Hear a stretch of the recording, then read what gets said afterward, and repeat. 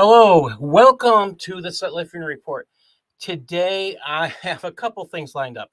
One of them was we're going to be talking about a little bit about the Hijrah and what the Afghanistan move has to do with that. And I got lucky. I got to listen to Dr. Kufar talking about the statistics he regularly does, and I thought it would be important to share what he's doing. This is sometimes, individual work should be recognized. Dr. Kufar's work on statistics that has to do with politics, I find it fascinating. And I think most of us would be interested in it just because when you look at them you look at these stats that are being given to us by the government, and you have someone knowledgeable enough to explain why they don't work, that's important. And we need to get information out that not everybody's willing to share.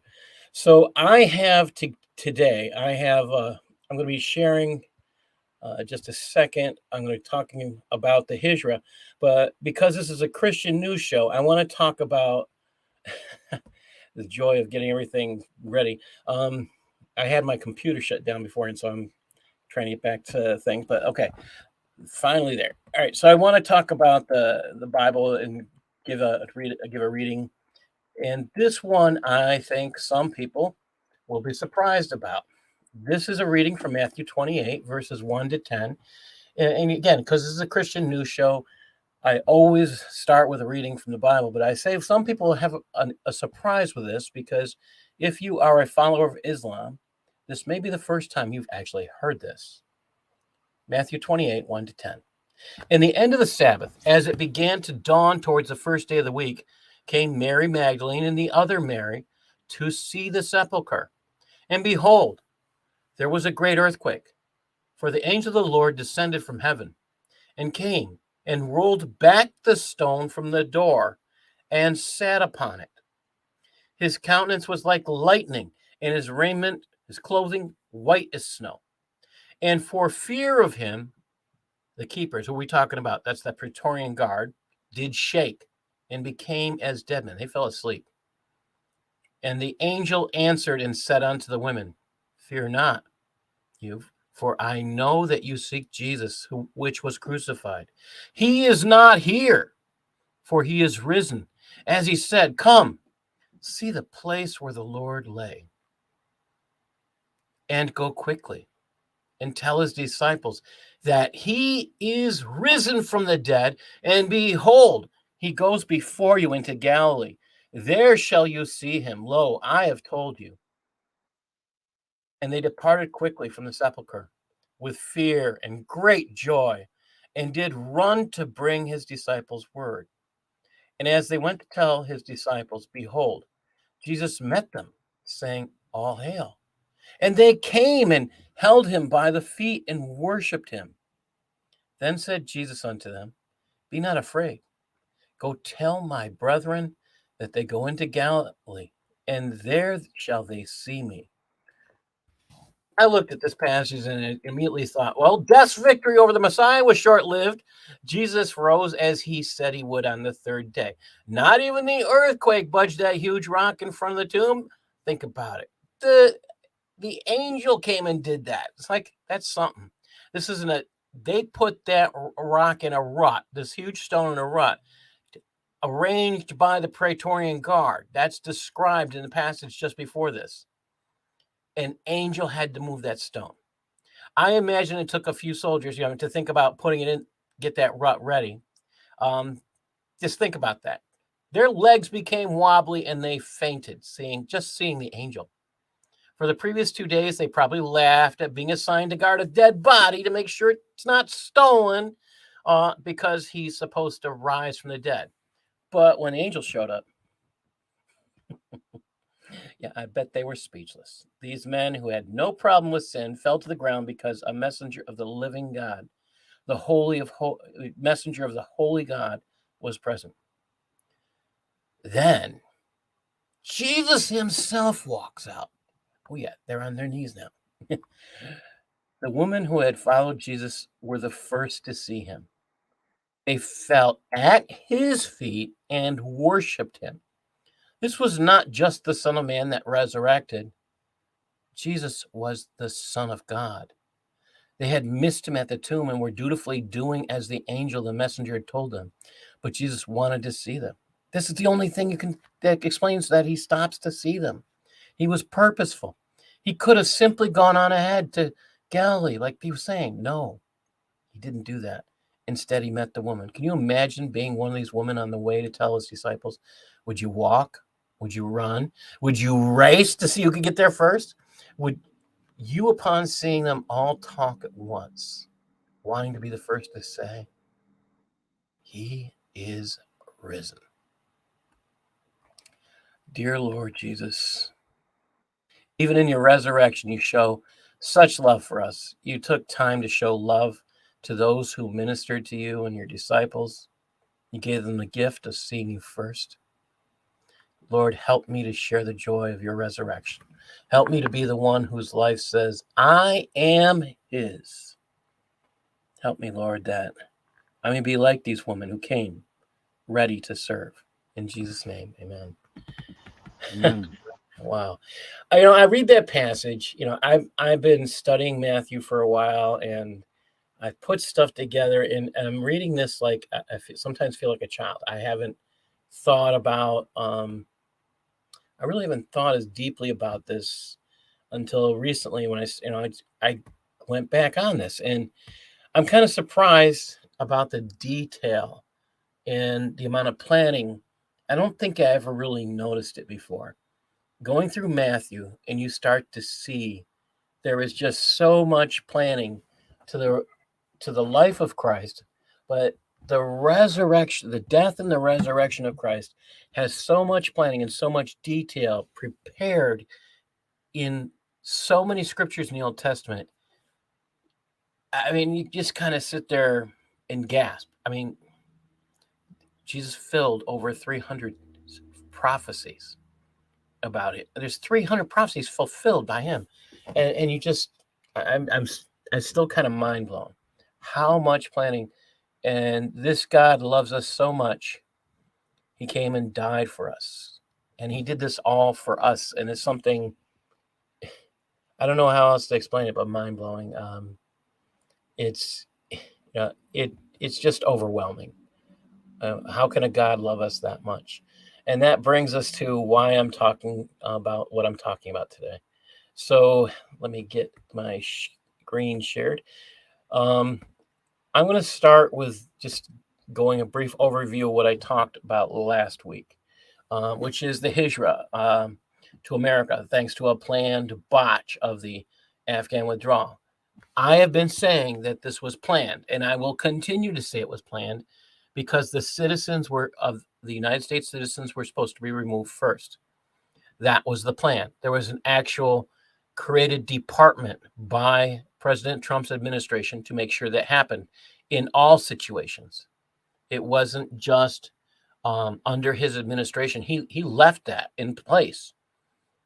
So no matter who, no matter who was at war, this was the idea. No matter where there was a conflict, this department, this newly created government entity, would get citizens out first. I think that was a commendable concept. But that had to be destroyed in order for this botched plan to work. Again, it was planned. And the purpose was to bring between 100 and 140,000 Muslims to the United States. The numbers vary depending on who you actually listen to. I've heard the low as 80,000, and I've heard the high as 140.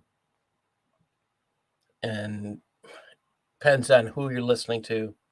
I wish I could say I had an accurate number, and I just don't find one.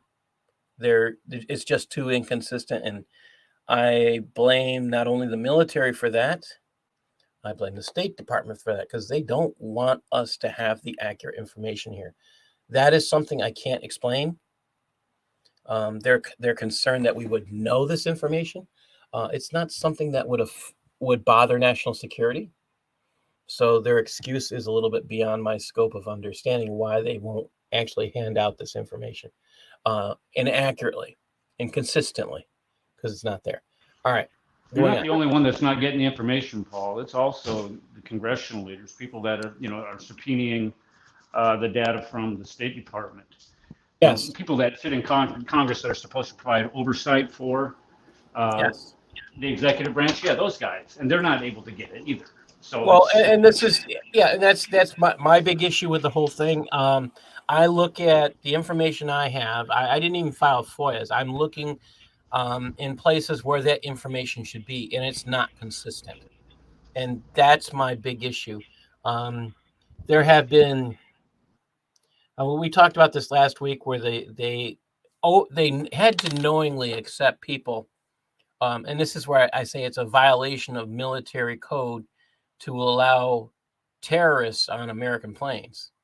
And they had to violate codes of ethics to do this. But again, the problem is, when you are in the military, you have to listen to the instructions of your superior. The problem is, and when you don't have enough time to evaluate whether something is a constitutional order or not, and you're in the midst of a withdrawal, I think that creates more problems altogether. And that may be another reason for part of the botch, because soldiers had to try and evaluate whether they were being given constitutional orders. And I would say 99% of what happened that day was unconstitutional. They abandoned a base where we could have had a safe withdrawal. And I considered that order unconstitutional. Well, partly because it's done by Milley, because he's an idiot. No, the Constitution doesn't provide for idiots to get certain things, but they're supposed to at least have, being people who are in that position as chief of the military should, which is, again, it's a man with dementia, which is Biden. But again, Milley isn't far behind him, unfortunately.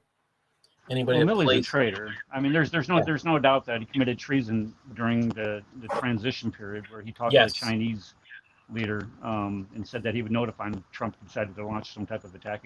I mean, that yes, is treason at the highest level, and nobody dares to talk about it. Milley's incompetence and all of this is why I'm just so shocked and so ticked off that there has been no accountability to what happened there. It is so unconscionable that the way that this thing was done, as far as the equipment not being secured, the infrastructure, as far as the we fielding armed. I mean, competent Afghan yeah, soldiers.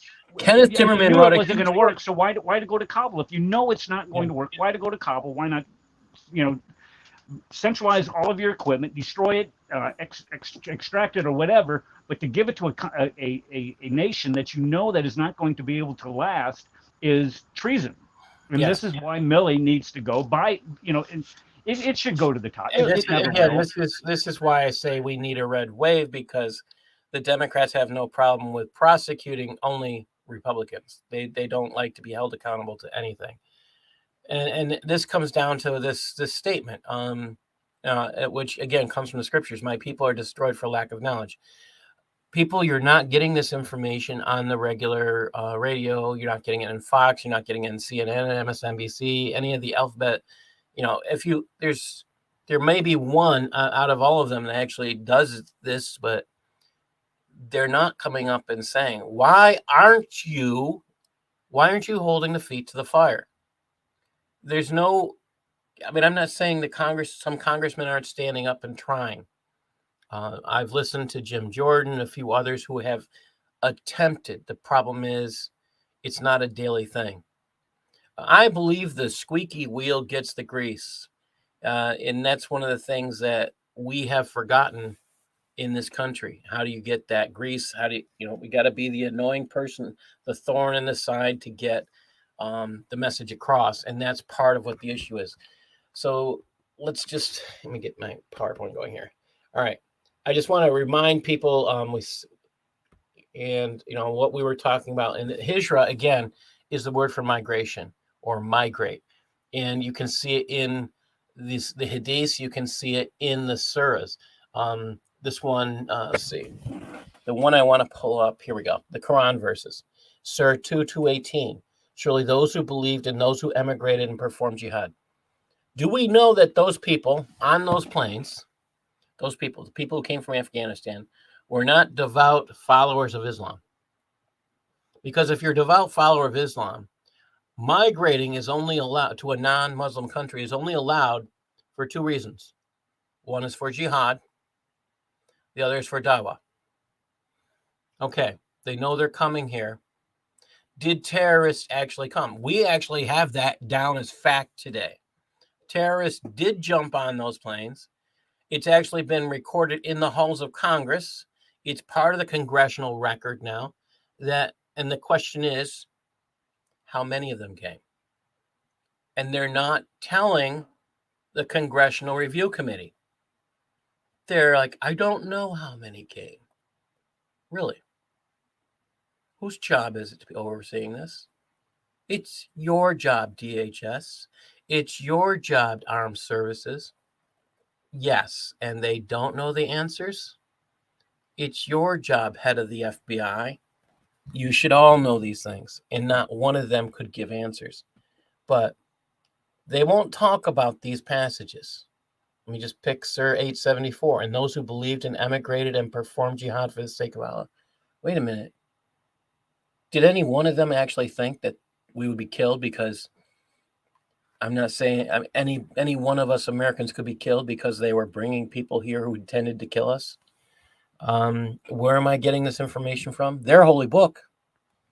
It's not something I'm making up. I'm quoting from them, from their book that they claim is holy.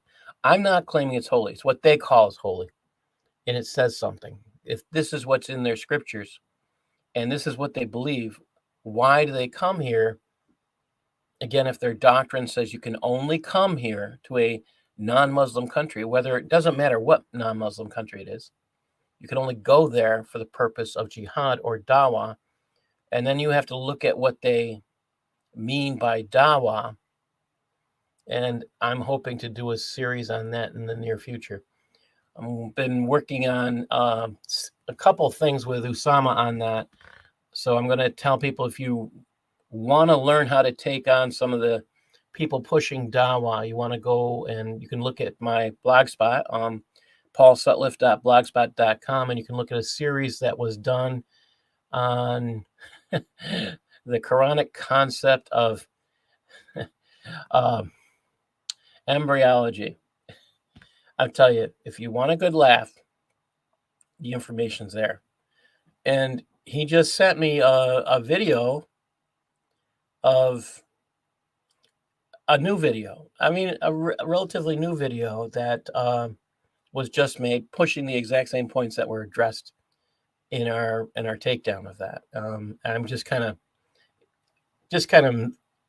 amazed when I look at dawah today. I'm discovering there's nothing new. There's nothing new here. And if you are engaging in debates, or you don't find, it's more like people know how to copy and paste. I think that's the most destructive thing, unfortunately, that's happened to the world's concept of scholarship, because you have children who cheat, but worse, you have people who can claim to know something and only know how to copy and paste. And that's what I'm continually running into in Facebook when I go to places where they do that. But again, the question is, what is their intent? What is their real purpose in coming to the United States, and coming to Canada, and coming to any Western country? Because as long as it's a non-Islamic country, this says a lot. Doesn't matter if it's here or if it's down south in South America, or in a place in Africa, or in a place in Asia where they are not, where those countries are not Islamic. The purpose is stated here. And it's extremely important to grasp. All right, I'm just going to keep going. I read the hadiths last time. And what I wanted to get into, I talked about the scholars. Okay, Hijrah Part 2. Now, I'm going to mention this man's name, and I'm going to mention his name over and over again. This is Ismail al-Faruqi. Al-Faruqi is the founder of one of the founders of the Muslim Brotherhood. in the United States. He is one of the founders of the Muslim Student Association in the United States and Canada. He's also one of the founders of ISNA, the Islamic Society of North America. So he gave an address in London in 1986. This is part of a speech. It says this: "We are here to stay. We are here to plant Islam in this part of the world. And we must utilize everything in our power to make the word of Allah supreme. In the presence of living here, we can become ambassadors of Islam. Allah has carved out a vocation for you, a new mission, and this mission is to save the West, to save the humanity of the West by covering that humanity to Islam.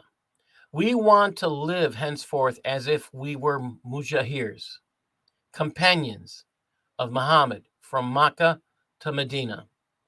And so let us invest our Hijrah with this new meaning."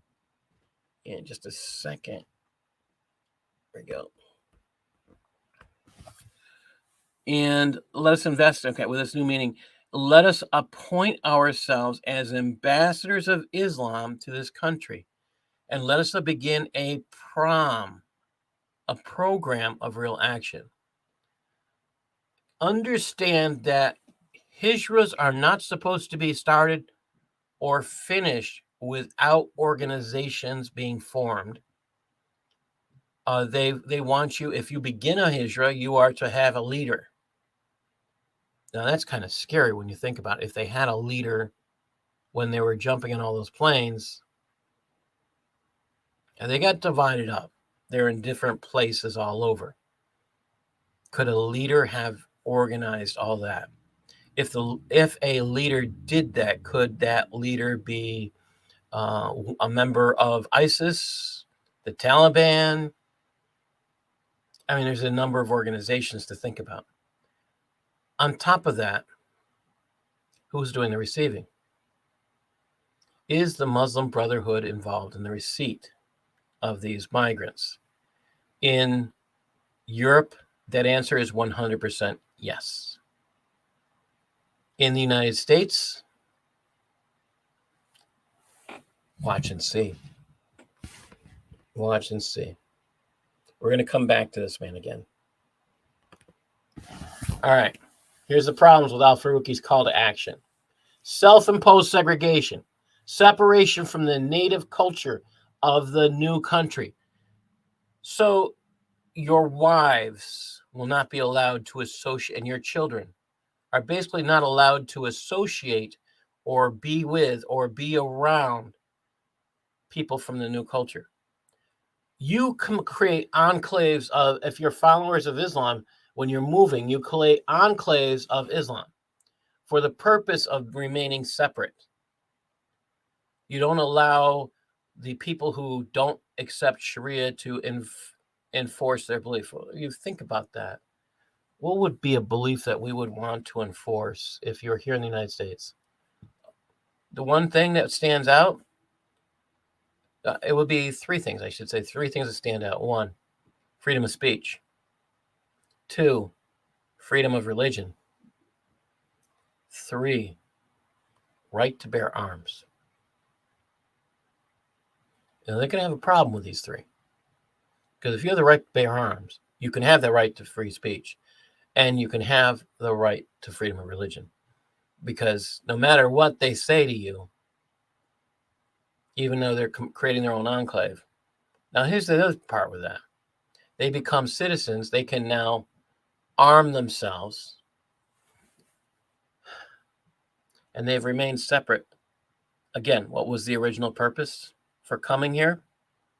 Was it dawah? Was it jihad, as the Quran continually tells us? Think about it. Islamic requirement to organize the United States. Think about it. 1963, the Muslim Student Association was founded. It's 1980s. Islamic Society of North America comes around. That's 20 years later. Those people who had been associating and identifying as Muslim Brotherhood and through the Muslim Student Association could kind of felt like they outgrew their association with undergrad and graduate schools. So they created the Islamic Society of North America for the adults. Later on, you have CARE, you have IIIT, the International Institute of Islamic Thought, and many more. We'll get into some of those. Let's look at this guy, Sergej Trifkovic. Now, if you can take it, look at his, I put a link there, web archive. You can find this work that he did on Chronicles.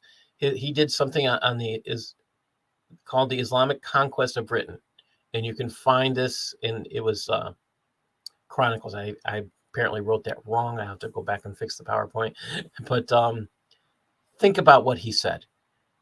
Hijrah is an organized struggle to change the existing society into an Islamic society based on the Quran and the Sunnah, and make Islam, which is a code for entire life, supreme and dominant, especially in the socio-political spheres. That the ultimate objective of the Islamic movement shall not be realized unless the struggle is made by locals, for it is only they who have the power to change the society into an Islamic society. So this is part of the purpose of remaining separate. You begin to force those around you to accept Islam. And I'm using the word force. Why am I saying that? When you remain separate, that also requires some what we would consider unethical activities and illegal activities here in the States. How do you all buy property in one area? It's one property at a time. Okay, that happens. What if somebody wants to move? Okay, then you only sell to people who are of the faith of Islam. That's not legal in this country, but that is exactly what's going on. And it's documented. That's the sorry truth about it. It is highly, highly documented. Okay. Well, you got back in by yourself? Huh. Okay, that's different. I don't know how you did that, Red. Okay. How about this guy? Now, Maududi is considered an Islamic scholar, and if you really want to do research on the Muslim Brotherhood and their movement and the dangers of Islam, you actually need to do some study of Maududi. These aims, he said, cannot be realized so long as power and leadership in society are in the hands of the disbelieving rulers, and so long as the followers of Islam confine themselves to worship rites. Think about that. Let's try that again. These aims, so they have goals. Islam has goals. Cannot be realized so long as power and leadership in society are in the hands of the disbelieving. Their aim is to take over our government. Are you hearing this? It's not something I said. It is something said by Maududi, who is considered one of the leading scholars. Think about it. And he's telling the Muslims, as if you were just you take your Islam as just part of worship, you're not doing your job. Let's continue. It says, only when power is in the hands of the believers. He's not talking about religious power. He's talking about government power. Only when power is in the hands of the believers and the righteous can the objectives of Islam be realized. It is therefore the primary duty of all those who aspire to please Allah to launch an organized struggle, sparing neither life nor property for this purpose. The importance of securing power for the righteous is so fundamental that in neglecting this struggle, one has no means left to please Allah. This is so explicitly political. I'm looking at this date here. This got published in 2007. This is so, I mean, I can give people an excuse up to 2001 for not knowing this stuff. Maybe a little farther than that. But here's my problem with the excuse. We were attacked on 9/11/2001. 9/11/2001. How could we allow ourselves to be ignorant about things like this? I blame President George W. Bush for a lot of this. But there were people on target who were explaining these things to the feds. John Guandolo was one of them. And I will admit to being totally ignorant at that point. Willingly ignorant at that point. Didn't see the need to know. And because my eyes are open, boy, do I see the need to know. And boy, do I see the need to open my mouth and shout and scream and tell everybody what's going on. But how do you tell everybody what's going on when people fear saying these things? I'm just reading quotes. These are not things I've made up. They should be making you think. This one also hit me pretty hard. This is from 1986. This is 15 years before we were attacked on 9/11. Professor H. Ali Khatani. The secret of the Muslim communities, which have been able to survive across the centuries and centuries, lies in one word: organization. Islam cannot survive if individual Muslims believe it is a personal gift. So when you hear a Muslim say Islam is their personal belief, he's telling you that statement is a lie. It is a Muslim's lie either to themselves or to others. Think about that. And this is a professor of Islam. When a group of Muslims is formed, the first thing they should do to keep Islam among themselves is to organize themselves on an Islamic basis, to keep Islam alive from one generation to another. They should establish two basic Islamic institutions: the mosque and the school. Okay. If you have a Muslim school near you, there are many things you need to be wary of. One of them is I'm going to suggest this to you. Take a look at the abuse that you find in Islamic countries against students in Islamic schools. It's phenomenally disgusting. A lot of the madrasas here in the States are not what we would consider your regular schools. Some of them are boarding schools. A good many of them are. And their purpose in the boarding schools is generally to get kids to memorize the Quran. Okay, memorize. I'm not against the concept of memorization. Not at all. However, what does it mean to memorize? We're talking about having a faith in memorizing these scriptures, but you don't learn anything about what they mean. You're just repeating sounds.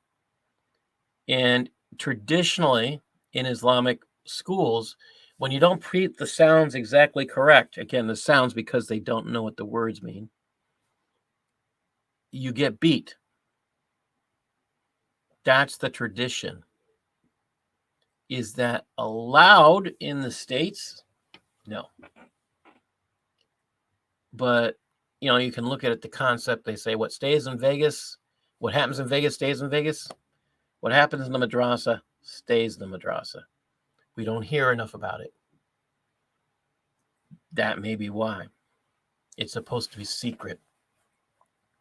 Again, their purpose in organization. Here's another thing I'll point out there to you. You want to pick up a book called What is Islam? I'll pull it up and share it with you in a minute. It's a book that is used in Islamic schools. It encourages jihad. Pick it up, look at it, be concerned. Being taught here in the United States, probably in Canada. Some of these things are just, it's just too much to believe. But when you start to look at, that's the reason I purchase some of these things. Sometimes I just need to see it for myself. And this is the joy of being a researcher. Give me just a minute. I have it on me. I'm just going to, I'll pull something else up for a minute. Yeah, give me just 5 seconds.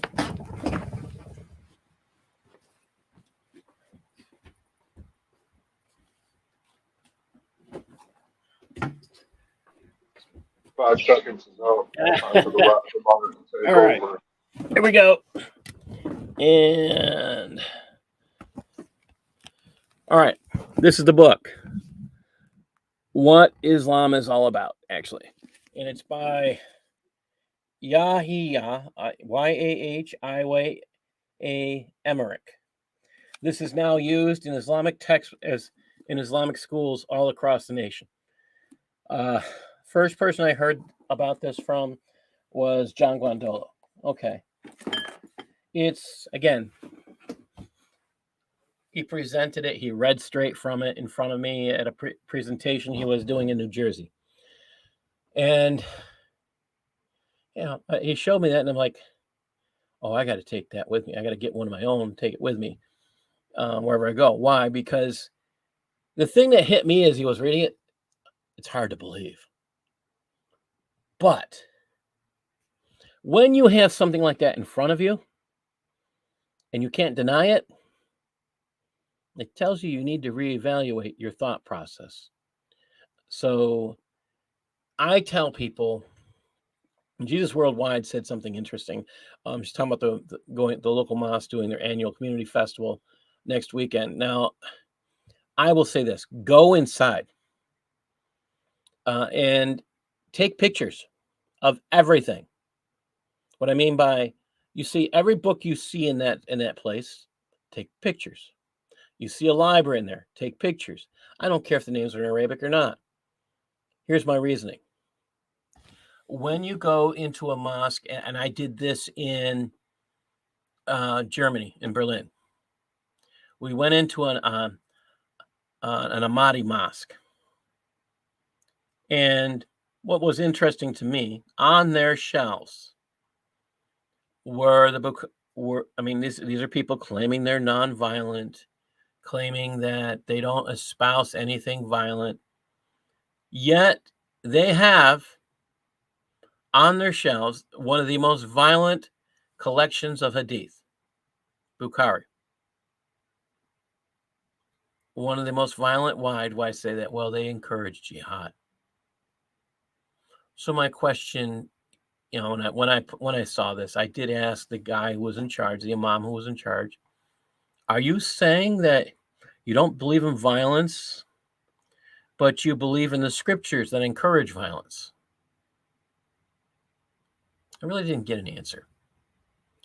So this is actually important to look at. Now, I do have friends that will, even if they're Islamic, or if the books are in Arabic, I do have friends that would be willing to translate the titles of the books. Some of them know what those books are, and that's why I think that's important. Now, people like David Galbitz go inside and they take a look at these things.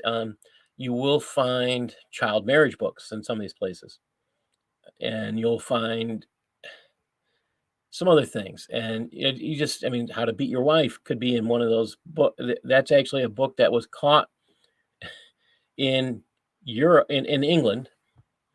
The school got shut down for having that in a school where kids could access it. How to Beat Your Wife. They shut that school down. Organization. I mean, some of these things you just sit there like, that's the purpose. Now I'm going to play this, and you have to tell me if the video is horrible, or if the sound doesn't work. Please let me know. I will try and I'll skip this and maybe put it up next week. This is an old video, and tell me if you can hear it. If you can't, I'm going to move my mic over there. So let's try this first. Okay.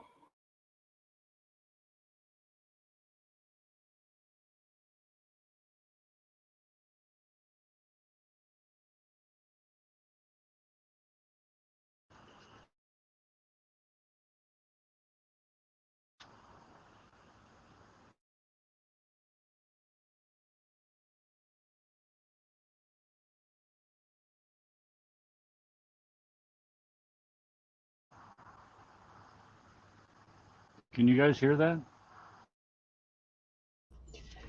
I can't hear. Oh. It's. Can you hear it? No, it's muted. Oh. I didn't hear it either. Okay. All right. I thought it was. I just thought it was me. Sorry. Oh, that's what I thought. No, it wasn't you. So that's what I worry about. Whenever I do PowerPoint, I always worry about that. All right. I'm just going to move my mic over there so everybody can hear it. Let me just mute myself for a second.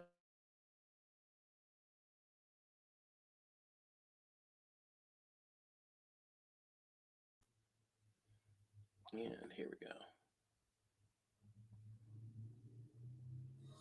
Can we have the camera? Can we have this camera focusing on all the audience here? Can we have this camera focusing on all the audience? Because every now and then, every time we have a conference, every time we invite a speaker, they always can come with the same accusations. This speaker supports death penalty for homosexuals. This speaker supports death penalty for this crime, or that. He is homophobic. They subjugate women, etc., etc., etc. It's the same old stuff coming all the time. And we always try to tell them, I always try to tell them that, look, it's not that speaker that we're inviting who has these extreme radical views, as you say. These are general views that every Muslim actually has. Every Muslim believes in these things. Just because they're not telling you about it, or just because they're not out there in the media, doesn't mean they don't believe in them.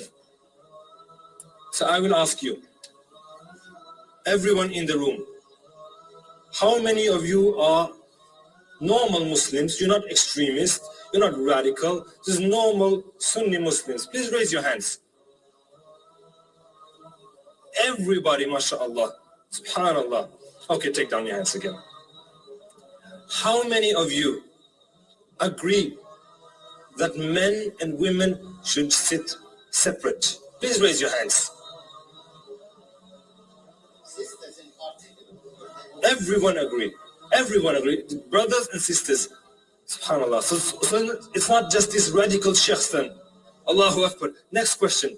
How many of you agree that the punishments described in the Quran and the Sunnah, whether it is death, whether it is stoning for adultery, whatever it is, if it is from Allah and His Messenger, that is the best punishment ever possible for humankind, and that is what we should apply in the world. Who agrees with that?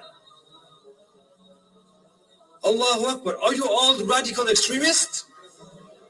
SubhanAllah.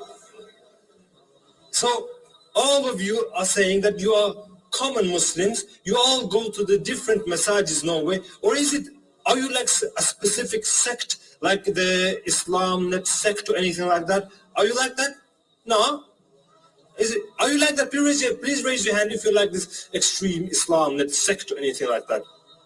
No one. Allahu Akbar.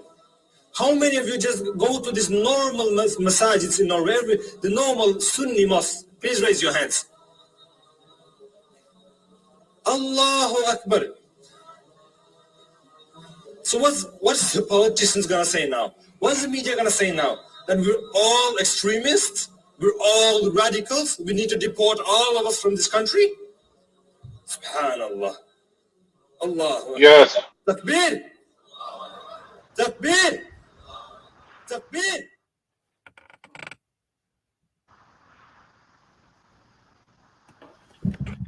Where were the women? I didn't see any women voting. Well, they don't get a choice because the women are kept separate. Oh, yeah. Okay. So when we vote on, who agrees with stoning, it's all the men who are voting. Yeah, I agree with stoning, but when do men get stoned? Well, they don't. So that's why all the men are agreeing. This is absolutely absurd. It's a great illustration. Thank you for playing that. So the thing I want to point out here is that took place in Norway. It could have taken place here. And that was you think about this, as I keep saying, the purpose is jihad. Yeah, it's from many years ago. I'd say it's about 7 or 8 years ago. When I first started going around, I would say, maybe 7 years ago. Your volume. All right, let me see if I stop doing this. Is that better? Is that better? Can you hear me?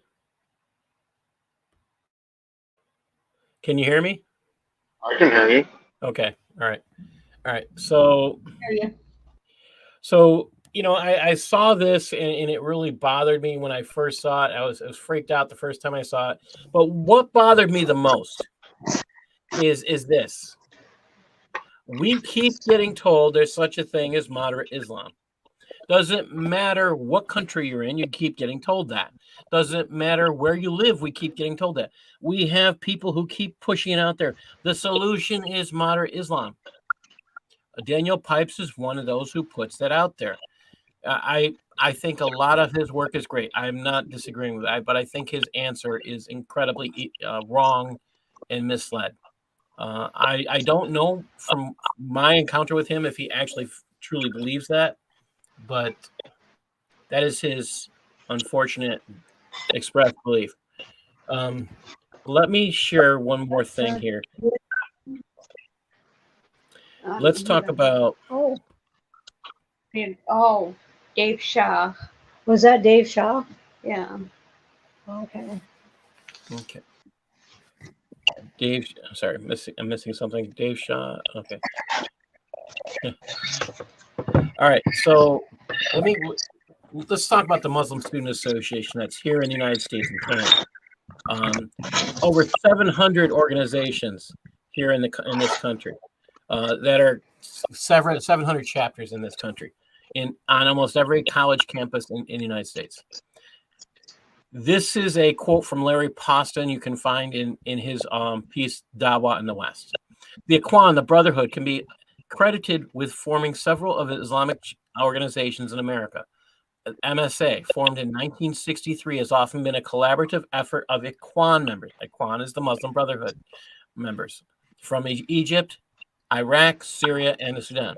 The missionary philosophies of al-Banna, Maududi, have entered the North American continent by at least 3 different routes.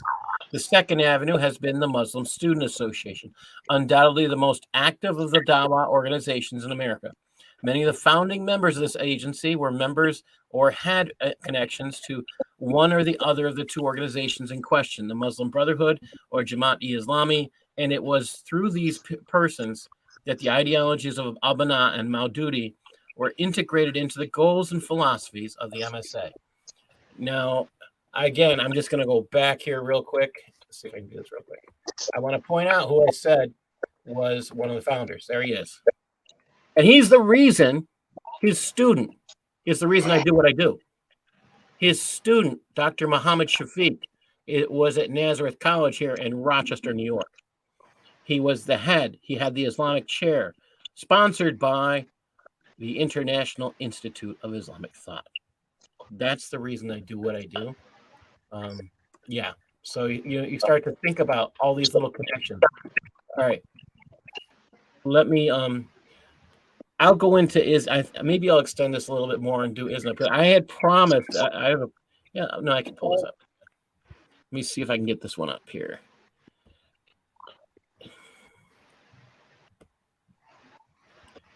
Man, I gotta figure out where this is. Okay. I'm gonna pull up an organization. This comes from the Investigative Project on Terrorism, and I love their work. You may also, and this is why I say if you have extra cash floating around, that's not something I generally do, but I'm just going to pull this over and share it with you all. I love their work. All right, and I'm just going to grow this so everybody can see. I am reading directly from, let me grow this just a little bit bigger. Oops, sorry, that didn't help. And we have to just make it shrink for a second. Hold on a second. I'll make this bigger. Here we go. I will try this one more time. Sometimes you have to learn by mistakes. All right. And escape. All right. Where is that plus sign? There we go. All right. Origins in the Muslim Brotherhood. This is ISNA. Was founded in 1981 by American-based members of the Muslim Brotherhood. In its early years, ISNA's leadership was dominated by people tied to the Muslim Brotherhood. Again, I've already showed you al-Faruqi. Okay. For example, Ahmed al-Qadi, who was heading the Muslim Brotherhood in the United States from 1984 to 1994, served on ISNA's Executive Council in 1984. Similarly, Jamal Badawi, a founder of the Muslim American Society, along with al-Qadi, serves on ISNA's Majlis Ash-Shura, our board of directors. The Muslim American Society, MAS, was co-founded by the current head of the International Muslim Brotherhood, Muhammad Mahdi Akef, and it was created to be the Muslim Brotherhood's arm in the United States. Muslim Brotherhood created the Hamas terrorist group in 1987 to wage a violent jihad against Israel. Guess who ran advertisements in their magazine to brag about that? Guess who that was? ISNA, the Islamic Society of North America. If you don't believe me, go look up their advertisements until shortly after ISNA is out. Shortly after Hamas is outlawed. They were the ones advertising and looking for financing of them. It's just kind of unbelievable. I mean, again, when you start doing your own research on this stuff, your mind opens up and you feel like how could you be so stupid? But that's what it comes down to. And here is the part that got me, this concept of Nate. And we're talking about the Holy Land Foundation. This is what really got me. ISNA is listed among individual entities who are and or were members of the U.S. Muslim Brotherhood, in addition to the North American Islamic Trust, an ISNA subsidiary, which actually is responsible for owning, in some part, almost 100% of the mosques. I'd say at the bare minimum, 83% of all mosques are owned by ISNA's NATE, North American Islamic Trust. And, it's just mind-numbing. And again, this money was all being funded to terrorist sources at one point. Again, it's documented. That's why we had the Holy Land Foundation trial. There was only a few people who went to jail, but these organizations were never shuttered. What I mean by that is ISNA was named as an unindicted co-conspirator, was never indicted. None of those unindicted co-conspirators were ever followed through on. Why? Because we had a president who was a follower of Islam who insisted the Muslim Brotherhood was nonviolent. That is that. Now I'll go into other organizations next week, but I have Dr. Kufar here, and I had the pleasure last week of spending time talking with him, and he showed an incredible amount of work, and I'm not kidding when I say amount of work. He did an incredible piece that just kind of blew my mind right away, talking about statistics. We were talking about how, how can Biden claim that unemployment's the way it is? How can he say that the percentage of inflation is this low? And Dr. Kufarphobia is one of those who actually knows the answers to those type of things. I am not a numbers guy, and Dr. Kufar is. So if you could share with us some of your wisdom, please. Okay, I've got my screen up. Okay, so most of you don't know I've been an accountant for about 25 years. So I like to play with numbers, and what I've done for years, I stopped doing it for a while, is every month we have, I think it's the first Thursday, Friday. Kufar, can you make that a little larger? Yeah, hold on a second.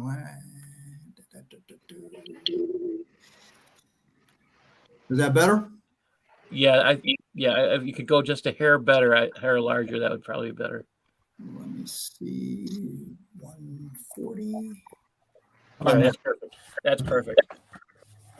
Yeah, so what I used to do every month when the employment report came out, and I've been doing this, I've done it for Bush, I've done it for Obama, I've done it for Clinton. I look at the information, because basically what you'll hear on the news and the press secretary and Biden or whatever is they'll tell you, oh, we added last month it was 315,000 jobs. But I have different categories that I like to look at. Like, for instance, I'll break it down.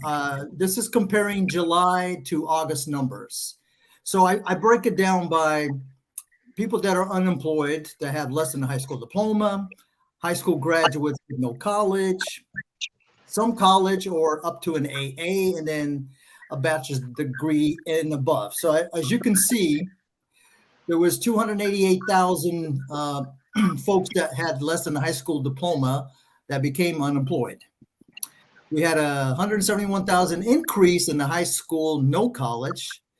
We had 25,000 loss in some college up to an associate's degree, but we had a whopping 425,000. Somebody's got a mic on or something, or is it me?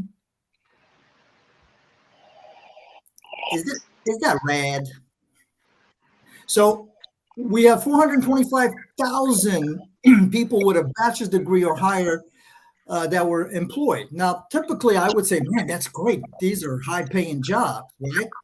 But notice it was 315,000 jobs. This number is only 283,000. The numbers never add up. I've never been able to figure out throughout the years why the numbers don't jive. So we had 214,000 people become employed in the over 65. That's not a good sign, man. I hope when I'm 65, I can retire. Okay.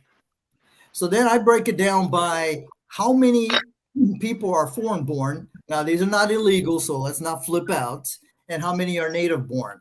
Now, this one got really funny this month. So the foreign born dropped by 29,000. The native born dropped by 324,000. So we had a negative 350,000. Why isn't that number up? The other one charge? I'm sorry? Good. Okay. Then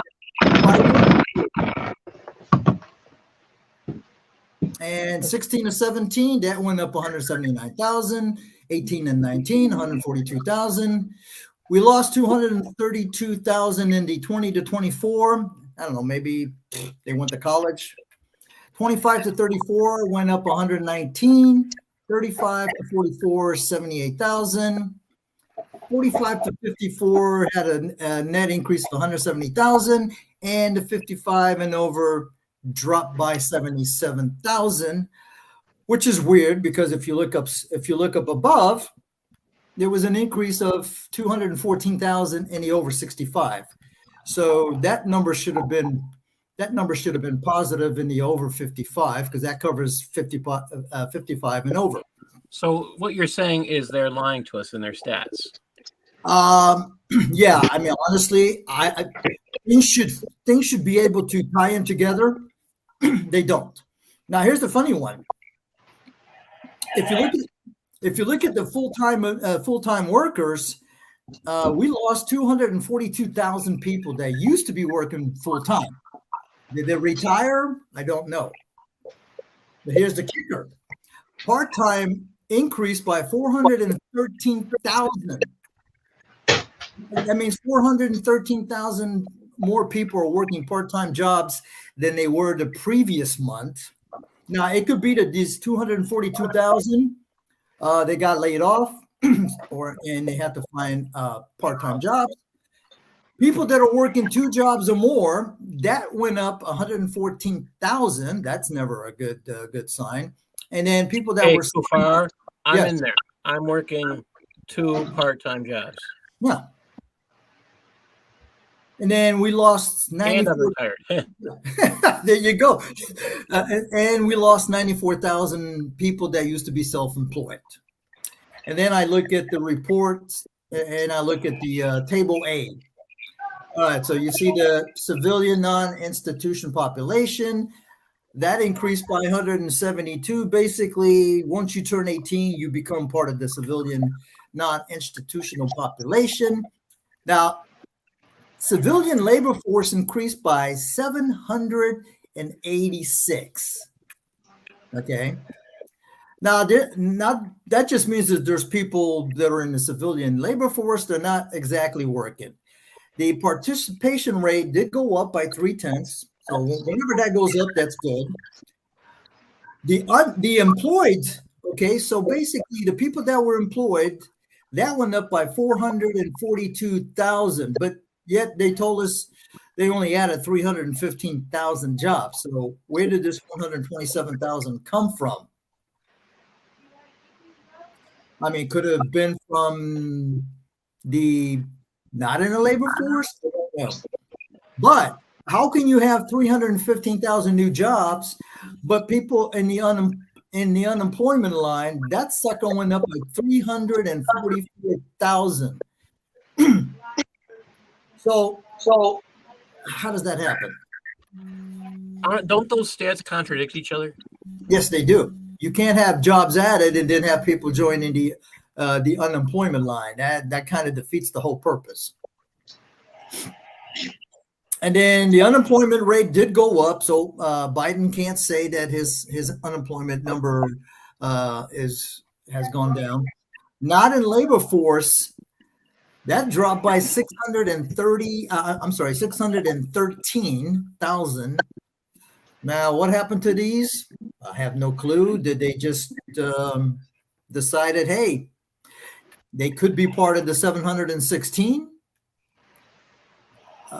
And what do we got here? Yeah, if you look at my calculations, I've got little formulas here. People who want a job, that dropped by 361,000. Now, does that mean people just got tired and said, you know what the hell? I am not going to look for a job. Now, I like to look at the unemployment rate. There's a difference between the one that they tell us, which is the U3 versus the U6. And the U6 usually counts people that are looking for a job or are underemployed. So we look at here, we see 7.6, 7.2. So here's my little recap. Something stinks. Okay, you've got, based on the education, I'm only seeing an increase of 283,000 jobs. Not to 315. We lost 353,000 if we look at the foreign versus the native born. We have a huge increase in the based on the age group. And full-time workers dropped by 242,000. Shower's done. So that's what I do on a monthly basis. You know, I kind of look at the look underneath the hood and see, okay, how does this look? And I'm telling you, I have never been able to figure out why these numbers don't match. You're breaking up. Yeah, as soon as we get all every food stuff I got every third word or something. You have to wash again when the site gets done. Yes, I mean, So if you do it tomorrow while we're we're on out. a fog or not. Oh, I think she's got her mic on. Somebody has a hot mic. All you need to Yeah, mute somebody. Darcy. Darcy has it. Okay, that's who it was. Yeah. So I've been Darcy, doing this- can you mute? I mean, it shows you muted, but we're hearing you, Darcy. But if you want to do that, you know, it's also tomorrow night. That is weird. Um. Who else has their no? All right, I'm gonna be mean. I'm gonna toss her for a minute. Okay, sorry. All right. Yeah. Well, let me do another one Poor that Darcy. You do that to Darcy. that I've also been doing. President term. I have a huge spreadsheet that I've been keeping up on the different different presidents. Let me see. I'm probably gonna have to blow this one up. 140. You see that now? Okay. Yeah, we can see that. Yeah. Basically, this is my spreadsheet where I compare. I'm looking at the wrong one.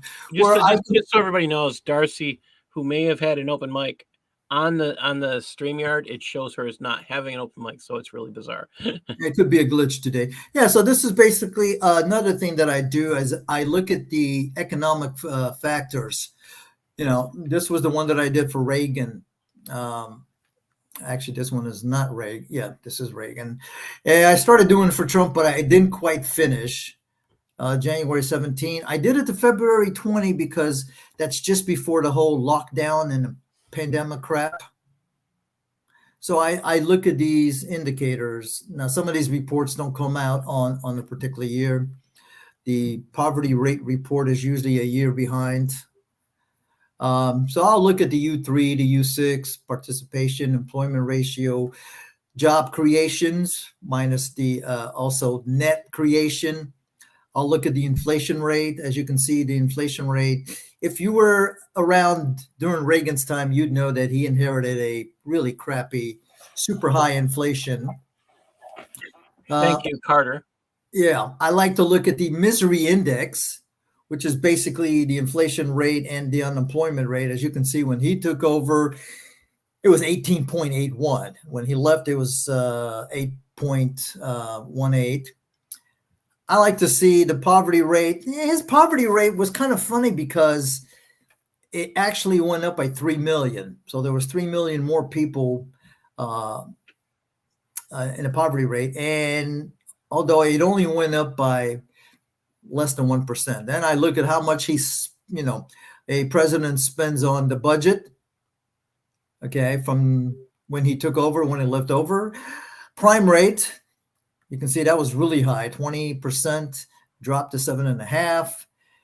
That's a good drop. I look at the number of people that are on SNAP. For those of you who don't know SNAP, that's food stamps. I also look at the cost. I look at the GDP, the debt to GDP, how much debt increased over actually this one I did for 6 years, but you could look at the 8 years. Now there's two ways to do the debt. You can do from the time that a president takes office, and there's what we call the budget. Let me see, as you can see. Okay, so yeah, so here's Biden. Last time I updated was on the 22nd. So you have the day that he takes office, which would have been the 21st. So this would have been the debt when he took office. This was the debt as of 8/22. So basically, he's added up to that time. He's added 3 trillion, just slightly over 3 trillion. And then there's a thing called the budget. Now, Biden's first budget didn't happen until September the 30th, or actually October the 1st, 2021. So I also like to keep track by budgets. So if we go to Trump, you'll get a better idea. So this is Trump. This is the debt when he took office. This is the debt when he left office. Basically, he added almost $8 trillion. But if you notice that the majority of the debt was because of COVID, because of all the spending that they spent. Now, this is where it gets a little funny. Whenever the government tells you about the deficit, don't even look at it. Look at the debt. If you notice that the deficit was 665 billion, but the debt only increased by 546 billion. Now, in 2019, the debt went up by let's call it 1.5 trillion. But if you look at the deficit, it only went up by 779,000. And you're like probably scratching your head wondering why. Well, there's two reasons. There's off-budget spending, and there's a thing called the supplemental appropriation bill, which is the same thing. You spend off budget. Also, any surplus that's in the Social Security funds, there's two of them, gets automatically transferred over to the budget.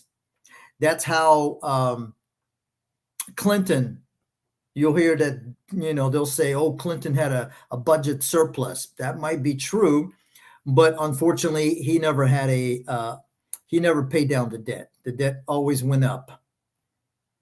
And this is Trump's debt by budget. So he had it 8.184. And I just keep track of everything. There's Clinton's. I've got Clinton's. I got Bush. I track the median income, unemployment. I mean, I think this goes back to God only knows when. I track the debt versus the debt Obama versus Bush. Actually, if you look at the economic factors, Bush was not that bad, Here's looking at the GDP.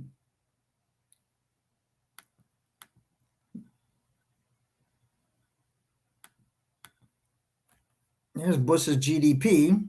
I never finished Obama because Obama, only did Obama to 2016, which would have been fine. So as you can see, if you look at the numbers,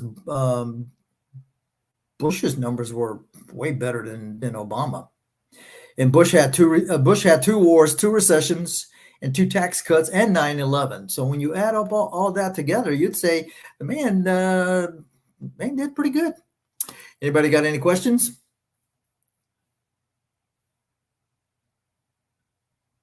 I'm amazed that when you were sharing this with me last week, I was just kind of amazed at how in depth this was. Yeah, you also look at how can you have a booming economy when you have repos? The car repos have gone up, right? The evictions are going up. The foreclosures are going up. I mean, those are not signs of. I think the last report I read was 8 million people are soon to be evicted. That's 8 million people. Where are these folks going to go? Now, granted, a lot of these folks, unfortunately, I'm going to have to blame them because they weren't working, and the money that they got from unemployment and the stimulus, they went out and bought stuff. People went out and bought Gucci's and all this other stuff because they didn't have to pay for rent. They didn't have to pay for their mortgages. Unfortunately, those didn't go away. They just got deferred. So now, let's say if you hadn't paid your rent for 10 months, and I think that moratorium ended unless Biden extended it, which I don't think he did. Now you owe 10. The Supreme Court said, no, you can't do that.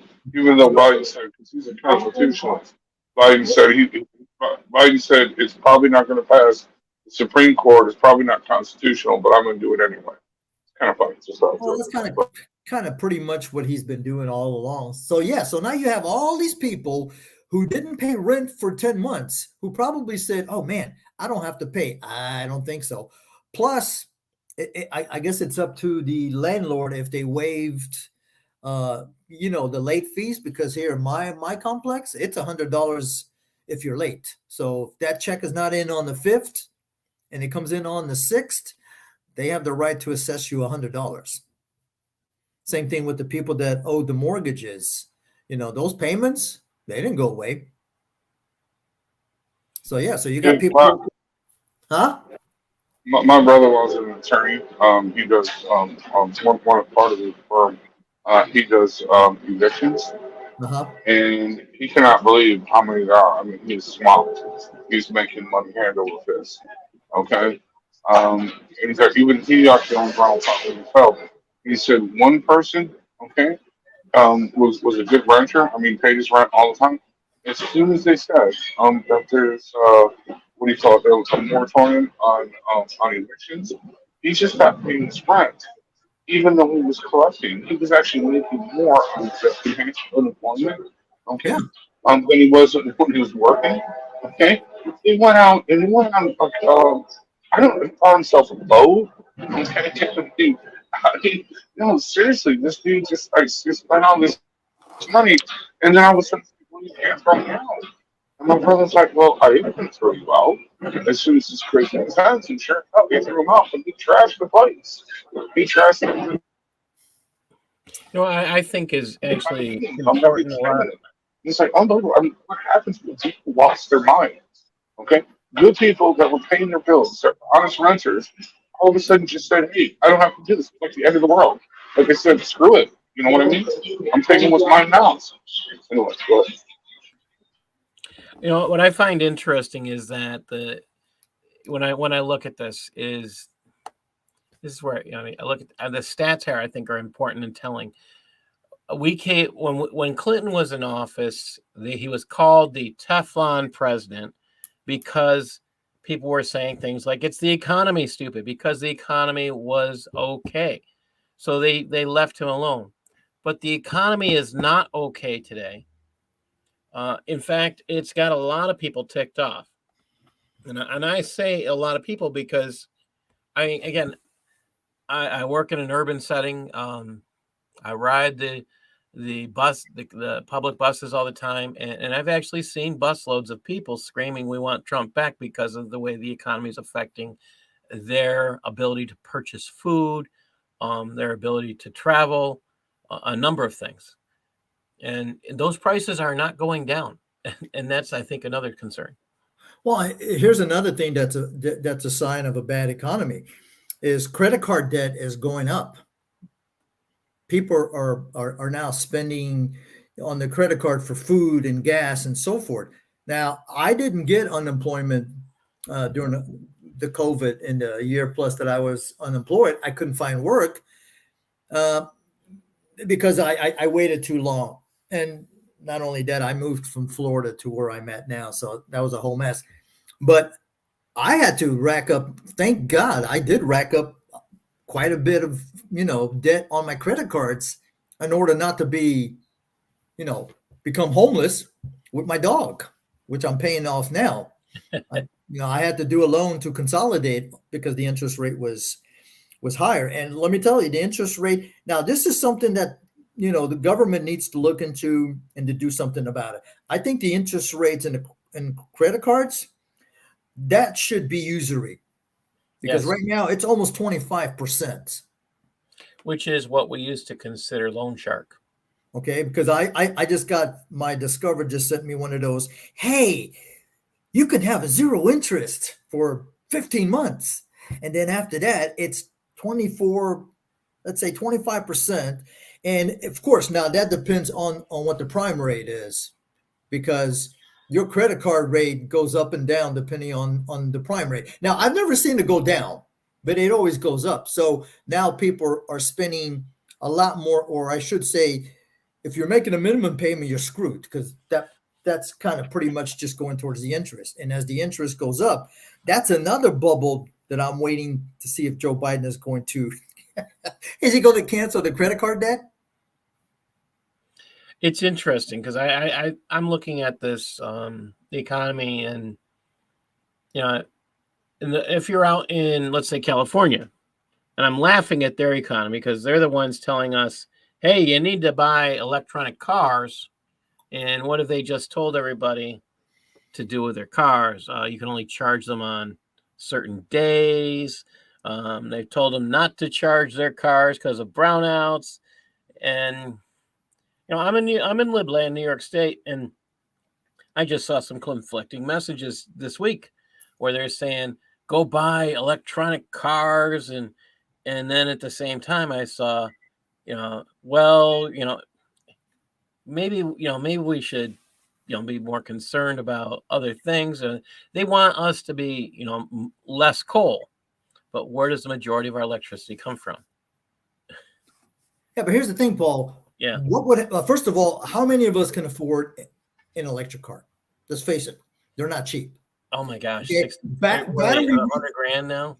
Repairing the batteries or replacing the batteries, that's going to cost you thousands of dollars, 15 It's to 20, almost the price of the car. Right. It's And I think $30,000. I saw one up and for I think $30,000 for replacing the battery. aren't these people concerned about the environment? Do they know where the lithium comes from and what those lithium mines look like compared to, let's say, a coal place? But here's the thing. Where are they going to get the electricity to charge? Let's say if everybody, the government, government doesn't give you anything because it's our money. But let's say 50% of America tomorrow bought electrical cars, right? First of all, there's not enough charges because you'd have to refit your house to have a charger. Then they're going to have charges every, how many chargers can you have for these cars? I mean, seriously, and look at, and I don't know if you guys have seen, but I've seen some of those cars go up in flames by themselves. Parked in the parking lot. I saw one that was parked in, I think it was like a 7-Eleven, and that car just caught on fire by itself because of the battery. So where are they going to get this? They're going to have to get it from someplace. They ain't going to get it from solar, because solar, guess what? The sun doesn't shine all the time. You're going to have the biggest problem with solar is you need something to store the energy that it creates. Same thing with the windmill. And windmills only work when there's winds. So that means you're going to have these massive lithium battery banks or whatever you want to call them to store that energy so that it can be used. So, I mean, these people are nuts. Yeah. It's not going to happen. This is just, my uncle said back when they started coming out with hybrids, he talked about the dangers. So my uncle's an engineer in his late 80s now, and he's been saying since the 80s, like I say, since they started to come out with hybrids, he was telling everybody. I mean, he wouldn't shut up about it. There's no way to dispose properly of lithium batteries, he would say. It's just not possible here. I haven't heard anyone tell me any different. And the more I listen to people concerned about the ecology, they also don't have an answer. But the funny thing is they want you to drive electronic cars. Paul, let me add to that. The same argument was made with nuclear energy. There's no safe way to dispose of the rods, the nuclear rods, after they've been spent. So therefore, we shouldn't have it because they're going to be around. And it's the same thing with these lithium batteries. There's no safe way to properly dispose of them, or environmentally safe where they are going to degrade to the point where it's not going to leak into like a water supply, or it's going to destroy the earth around it, or wherever you bury them. It's the same thing. So why the double standard? Well, we know what the double standard is. The double standard is that they're pushing people away from this the fossil fuels, so they can enrich themselves, their friends, their cronies, and pass this tax on all of the nations that actually produce things using fossil fuels. It's a scam, and everybody can see it. Yes, and I'm pushing this up because okay, I'm not worried about nitrogen. Nitrous oxide. I think that's nitrous oxide. Yeah, there you go. Yeah. Oh my God. Did you see that article, which was very apropos? It was a tourist. Now they were driving an electric car, and the electric car ran out of juice right in front of a coal plant, and then you see 5 or 6 coal plant workers. Yes. They're pushing it so they can charge the car at the coal plant. I'm like, first of all, they don't go that far. couple hundred miles. What happens if you're driving? So, I mean, I would never be able to drive an electric car, let's say from here to Florida. That's almost 1,000 miles. Well, on LinkedIn, they had a, I wish I could find it. There was a, let's see if I can find it. There was a piece on a person who owned a, what do they call these things? A harvester. I don't know if you saw this one, Eric. You're in farmland. There was a person who owns, he owns farm and co-owns it with John Deere, and John Deere wants to go totally electronic. And they're talking, I think it's a harvester, if I'm right. They says, no, wait a minute. We run these 24/7 for X amount of days in a row, and to get the harvest out. How can you explain to us how we're going to charge them, when we're running these 24/7? And here's the answer that they got. You know how you have your weed eater, and the electric readers have these 40-volt batteries on them today. You know what I'm talking about? Yeah. Okay, so you can have like multiple batteries for your weed eater. So these combines, $750,000, $800,000, $1 million combines will have something very similar to these battery packs. Switch out battery packs. That you'll be able to switch out these battery packs that will come in and power these combines, these $500,000 four-wheel drive tractors that don't even have wheels anymore. They have like tracks, like tanks do, but they're not metal. They're rubber. All of these things are going to be they're going to have these battery packs that you can insert into them. The problem is that the battery packs in pixie dust share the same type of ontological properties. They don't exist, and they're just making this up on the fly. So yeah. It was interesting. They were when he was saying, okay, we run these X amount of so many days. Can you explain how, if we have to go to we have to charge them, and it takes X amount of time to charge them. And it was just an interesting. It's a problem that there's no answer to, and it was humorous to watch. Does anybody know what horrible remembrance is coming up this next few days? September 11th. Yeah. So that's gonna be Sunday's show, by the way. Because okay. Sunday, September 11th. Have you seen Todd Bensman's article? If you're going to do that, no, forward it to me if you can. Yeah, send it to me. Okay.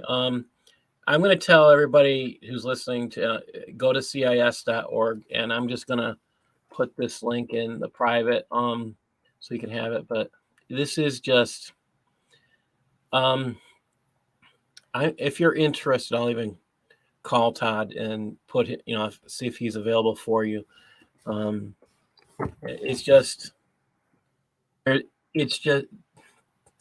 don't think we're paying attention to our borders today. And we're worried about 9/11. We've talked about 9/11. What are we doing to prevent another 9/11? Well, we're playing the part of ignorant cusses is my best way to look at it. When you invite people who have known connections that can be detected before they leave the country with biometrics as being known affiliates of terrorists, we have a problem. And that's what we've been doing. This is scary. And, I keep looking at all this stuff. The connections I have say we are worse today in some ways than we were on 9/11, because we've taken away databases that happened, and we had Phil Haney who was warning us about it, and all of a sudden he's dead. We have it was a suicide. We have men who were training and warning about the dangers of Islam in the federal government, like John Guandola. What did they do? They got fired. We had Stephen Coughlin who was warning about it. What did they do? They fired him. We had William Bradford who was talking about the dangers of Islam in the concept of warfare. What am I talking about? He's talking about the laws of warfare, rules of engagement. He's published on that. Obama fired him. He's the guy that got fired for using the term, Islamic Jihad, or during his presidency. He's the guy that got fired for using that. What? In a published article in a law journal on the rules of engagement. Guess what? He's the guy they sent to train other countries about the rules of engagement. They sent him to Saudi Arabia. They sent him to UAE. This guy they sent all over the world to train the world in the laws of engagement. When the generals had questions, they contacted him. And yet he gets fired for telling the truth. This is the stuff that I'm concerned. I don't think we are any safer today. Do we have better facial recognition? Well, you can thank COVID for that. They were only looking at your forehead, so they concentrated on smaller areas of your person. Are we safer? Does anybody think that we're safer today? No, in fact, I think it's sped up. I think the infiltration and the forcing us to follow Sharia, be silent regarding Islam has sped up since 9/11. I'm not in disagreement with you at all. It's crazy. I'm real concerned. I'm working in education, and what bothers me the most is I see at 9/11. I was part of the willingly ignorant. I have no problem admitting that. And now I look at the textbooks and what's in them, and how, and I can't say some things while I'm working in a public school, or I'll teach the truth.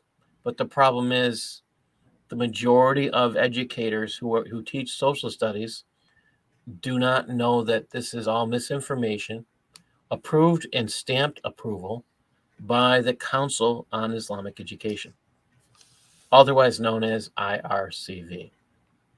It's a scary, scary thing.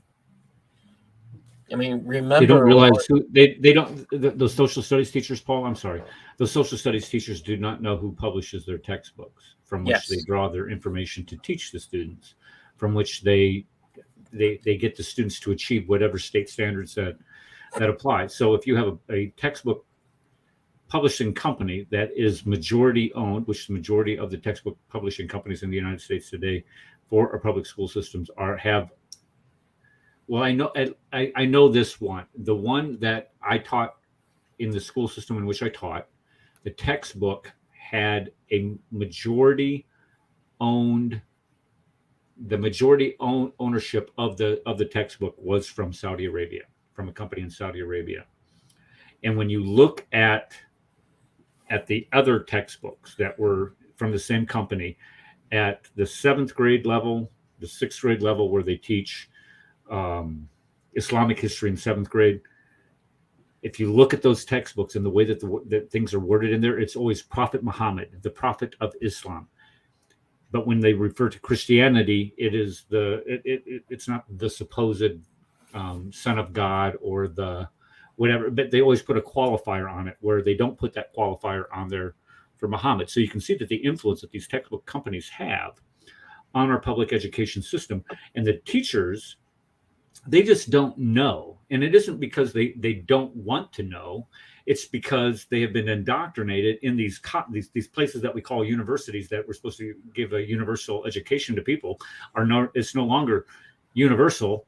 So they no longer be called universities. They are indoctrination centers where we pay up to $1 billion a year from our taxpayer funding student loan programs to subsidize them. So it's all, what's the word for it? Nepotistic. What's nepotism? Nepotistic. You're on the right train. You know what I'm saying? Yeah. It's all within that same culture, where they're pushing one idea from the government into the universities, and the universities are spewing that out, and the students are, they're paying out all of this money to get that type of education. Why? Because they think it's necessary. Well, the education they get is not a universal education; it's an indoctrinated education. And it's, the unfortunate thing is, the truth is a social studies teacher is a generalist and they can't know everything. And I'm not blaming the teachers. Understand that it's impossible to know all of history is what it comes down to. And we expect a lot from them. I blame the publishing companies who knowingly submit books for approval. They get approval on the religious sections, and they'll seek approval through IRCV, which is otherwise known as the Council on Islamic Education, which has affiliations with the Muslim Brotherhood. Those are things we should be paying attention to. Again, this is the stuff, as when it gets revealed, that your state boards of education should be screaming about, but they do nothing and they say nothing, and they think that causes the problem to go away. Some of these things are just shocking. I talk. Just go ahead, Sharon. Oh, well, some parents have actually fought or, got the textbooks updated or changed. I put some links in the comment section. And, Okay. But yeah, some areas and some parents did make a difference and change those books, but not the majority of parents do anything, unfortunately. Truth in Textbooks is one of those organizations that will, I don't know if you're familiar with it. You can go to truthinTextbooks.com. I recommend it. They do reviews of textbooks. If you're interested in having a textbook reviewed, I will also do that. So you can contact me. I look at them. I've just purchased a new one, which I'm waiting to be delivered. I'm constantly looking at them to see if there's any improvement, or sadly, a growing depravity is my best way to put it. I am unfortunately seeing a trend towards growing depravity. They're becoming worse. This is not something unheard of or something new. And it's not like school districts are totally oblivious to this. In general, social studies textbooks are chosen by a committee. I don't know if that was the same where you were, Eric, or. Well, actually, the textbooks that are introduced, they have they would bring a textbook in, and we would all be able to sit down as a district of teachers at the grade level and content level areas and evaluate the textbook itself. And then we would have our input on whether or not we would accept it or whether or not we would reject it. And they would always have like 2 or 3 different competing books there.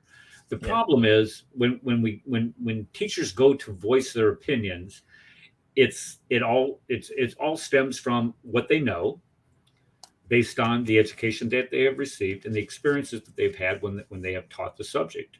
And what they're always looking for is those books that have the most bells and whistles is a bad way to put it, but it's actually very applicable. The ones that have the most things that provide the students activities, interactive So we're learning talking about activities. what our technical term is ancillary materials. Very good. Yeah. There you go. That's why you're an educator. Okay. The ancillary materials that are available for the students to expand their learning opportunities. They're not really looking at the content. But when you evaluate the content, I got a bug in here for some reason. When you evaluate the content in itself becomes secondary or even tertiary to educators when they're looking at, whether or not they should accept the textbook. So most districts, like the one that I worked in, we would actually have committees, not necessarily committees, but we would have meetings of all of the teachers at grade levels, and we would evaluate the textbooks based on what we knew. And that was always the one thing that I would go to. For the 8th grade the one thing I would always go to is for the 8th grade content is the Barbary Pirate Wars. How do they describe those? And I would voice my opinion based on that. We've had three separate textbooks in the district that I taught. based that we were able to evaluate. And every single time I voted, I lost because I wasn't looking at the ancillary materials. I was looking at the content, and the content always lost out. I haven't won yet. I haven't been on it. I've been on one textbook committee, and I looked at it originally from a special education teacher's point of view because that was where I was coming from. What I did see, they talked about the materials, and when we talk about those kind of materials, we're talking about the worksheets, the other things that we can use to help teach the materials with. When a publisher puts stuff out, that, believe it or not, that's actually important. But the big thing that's getting a lot of us teachers that are aware of what's going on is a lot of the problems in these textbooks come from two things. One is omission of fact. You don't tell the entire truth. You leave a piece out. Omission of fact is, problematic. Dishonest. It's incredibly dishonest. When you talk about the life of Jesus and you won't mention the life of Muhammad, why is that? Because they might mention that he married a 6-year-old girl and battered her at the age of 9. Can you imagine a high school student being told that? They know, Paul. That's the thing. At least they don't where I am. If you talk to a 7th grade teacher when they discuss Islam, almost every class, when they start talking about the life of Muhammad, there are students within the classroom, based on my experience anyway, that know what this guy did. They know that he bedded a 9-year-old girl when he was 50-something years old. And being in the 7th grade, which is 11, 12 years old, they know how grotesque that is. They know how abhorrent that is and how that would make them feel. The girls would, and they know these things. Well, in New York State, they're not allowed to even touch that topic till they're in 9th grade. Well, no. But you see, when they're discussing the life of Muhammad, that is the topic that is always brought up because when you start talking about the Sunnah, where Muslims follow the pattern of conduct of Muhammad, this is something that is brought up, and students. And I'll tell you, middle school students they know, they don't pull punches, and they understand how absolutely grotesque that is, and how absolutely, to have, and that's their age group. And to think of some scumbag old man, some crummy old man like myself, trying to date them and have an interest in them physically is just, it's an anathema to them. They're just like, are you kidding? But that's the life that and they're able to recognize that. And so when these textbooks present the life of Muhammad, of course they're going to omit those details, and they're going to try to focus on the positives. But they know, everybody knows, and these things are always brought up in the classrooms if the social studies teacher knows what they're doing. But and then again, here you have some social studies teachers just completely oblivious to that. Well, and then any type of discussion like that, they're going to shut down or try to shut down for the sake of the content. Of course, you don't talk about sexuality with a 7th grader or a 6th grader, but at the same time, if they know what they're talking about and they know what they're doing, they will let the students express their opinions on that. And just as well as I do that, any good educator is going to allow students to interact with one another to grow their knowledge. Topic. It's an academic topic. If you're talking about the life of Muhammad, it's open content because it's open discussion. But to facilitate that as an educator, you get in trouble. We've been told that's Islamophobic.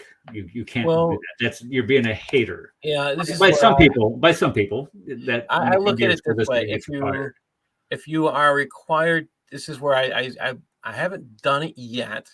I haven't taught that but what I do is I'll hand out. Oh, I just had one on me. I hand out books to educators called What Every Social Studies Teacher Needs to Know About Islam. And in that book, and towards one of the last chapters in the book, there is a section on Abu Bakr. And Abu Bakr says The reason he's talking about one of the reasons why, sorry, it was another scholar who's talking about Abu Bakr.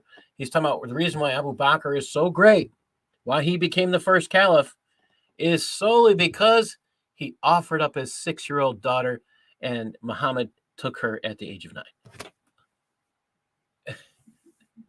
Okay, I didn't put anything about religion in that book. You've read it, Eric. Is there anything about religion in that book? You're muted. Not that I saw. Not that I can remember. I'm sorry. The whole goal was to get people to look at the history. I mean, the history enough is bad, and that's something we don't see. I'm going to keep picking on social studies teachers just to actually look at the history. Stop being afraid of it, because they are. They're afraid to look into that. I understand the reason, because I think they'll end up violating some ethics clause. But think about what you're teaching when you ignore these things. I think that's what it comes down to. And there are books out there, advanced placement textbooks, that claim that there's no intellectuals in Christianity till the 4th century. Yeah, you know how many people you got to drop off? Like every early church father, yeah. Yeah. Oh, yeah. I mean, when you leave out Justin Martyr, you leave out Tertullian, Eusebius, Eusebius. Yeah, there's so many people you have to drop. It's just mind-numbing. I mean, I'm the guy who read them out of pleasure. And okay, I say out of pleasure. Once you understand something about apologetics and you want to know more, you go and you go read those first century, second century apologists. You sit there like, whoa, because the stuff they say, I'm still kind of spellbound by one of them. I can't remember, was Tertullian, Justin Martyr, or somebody else, who was talking about the Greek gods. And when I went to school, we were told over and over again, no one knows where the Greek gods came from. Yet here I am reading an author from around 150 AD, somewhere around there. And here he is saying that we know who Zeus was. We know his name. We know the town he came from, and on and on. And when you're reading that, like, wait a minute, why did my teachers tell me something different? And it's, I graduated from high school in 82. Okay, so this is where I start to ask these questions. Why don't we have that information? Why don't we put this stuff up? This is on the top of how many discussed schools by non-Muslim teachers. Clement of Alexandria, is that it? Yeah, it could have been. I've read a good number. I read so many just because I wanted to have the information. And I hear, when you're a research writer, you like to read. I just want to pull this comment up by the Facebook user. Let me just get my mouse. All right. On the topic of Muhammad being discussed in schools by non-Muslim instructors is similar to speaking with a conservative. No, it's not at all. It doesn't matter. You apparently don't understand.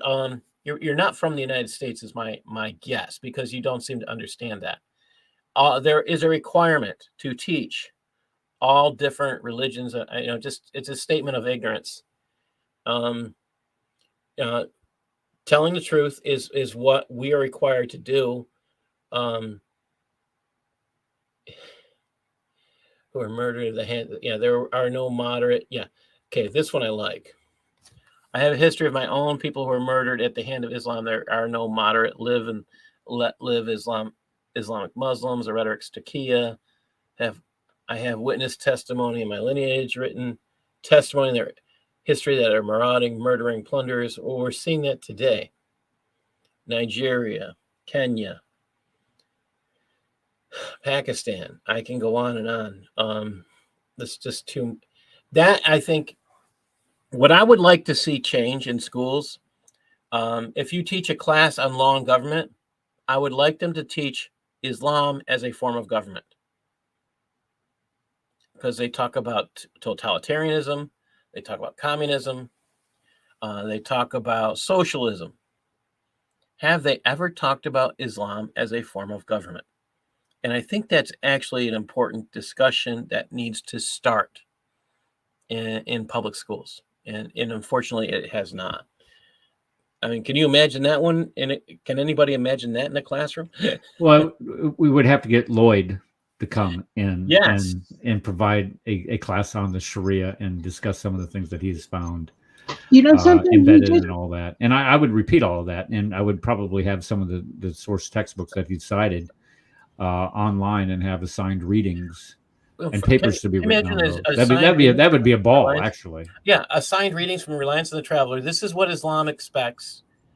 And go to chapter O, and then tell me what your opinion of apostasy is. Okay, Yeah. and tell me what happens when you violate.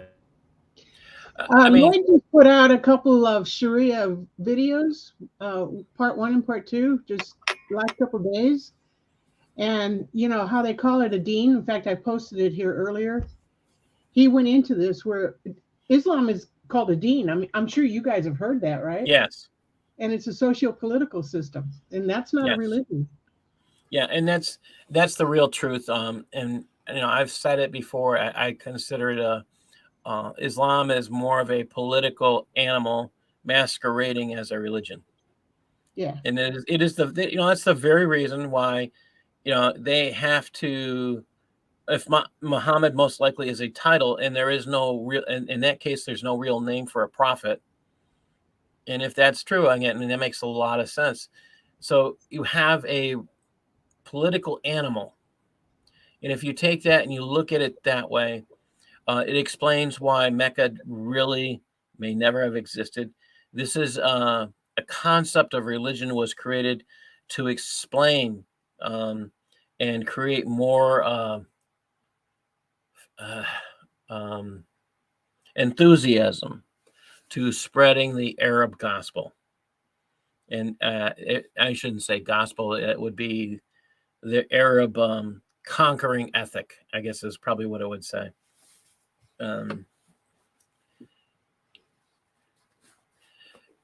It is to say in the United States, it doesn't matter what faith you are. And this is why I said the Facebook user said my comment was ignorant. Apparently, you don't know that in the United States, every school, regardless of what the teacher's faith, they have to address all of the faiths. So when you get to a certain level, they all have to be addressed. It doesn't matter if the teacher is an atheist, a Christian, a Jew, a Buddhist, whatever. They never look at that. They're just supposed to address them. So you can't say that, you know, it's like, it's just a statement of ignorance to say it's like speaking to a conservative radio. That's just a statement of ignorance. There's no other way to put it. Would you agree? Anybody else agree? Okay. We are down to the last 5 minutes. Anybody have last few things? Okay, it's pretty rude of you to say that his comment was ignorant. Yeah. I don't know. I would have to reevaluate it. I have a history of my own people who were murdered at the hand of Islam. Well, we've had our own. This is what he said up here. This is where I said was ignorant. On the topic of Muhammad being discussed in school, the knowledge of instructors is similar to speaking with a conservative radio TV on the same topic. The education of Muhammad must begin with radio and TV hosts willing to listen, which seems to be not the case due to the same told by Muslims who admit until. Okay, I would agree with him because Muslims do omit and tell half truths, but I wouldn't make it analogous or to talking to a conservative who's on, because what you're basically doing is you're saying that conservative radio show hosts are ignorant of liberal or progressive opinions. Yeah, Eric, you're right. So yeah, I would disagree with it. I don't know if he's ignorant of it. But I would say that it's a bad analogy. Let's just put it that way. Yeah. I mean, I walk in, and we're not even, the truth of the matter is educators are not really allowed to push any political opinion. Although, thank you, Thank you, Project Veritas, for catching the idiots out there that are trying to push their opinion. It's sad, but this is we would like to say that this is the exception to the rule, but no. When you start talking to people that have spent lifetimes in education, have spent their lifetimes in universities, and then they come from the universities and they want to start making those applications in the classrooms, and they don't come from real life, this is what you get. But when you start, and I think DeSantis had the right idea of trying to recruit ex-military, ex-law enforcement, firefighters, or people that actually been public servants and know how to conduct themselves in public service and have real-world experiences outside of a classroom and can bring those to a classroom to educate their students on what the real world teaches without that filter of a university education. And I'm not saying that they don't, like I got my entire education, my undergrad, all my undergrad, my associates and my bachelor's, I got while I was on active duty. I was an active duty soldier. I went to class at night and took all of those classes and was able to get a bachelor's degree by the time that I retired. Of course, my graduate degree was after I got out of the service. But those experiences that I had while I was in the military contradicted a lot of the things that were being taught in the classrooms by the professors that were on these military installations that came from the universities, that brought their biases. And I'll say that with a hard make sure people understand that definition. They would try to bring those biases that they learn in the universities to a real world classroom with real world soldiers that have those experiences and say, well, wait a second, what you're trying to teach us really is not lining up with what the data what the data says. And a lot of them would be uncomfortable with it.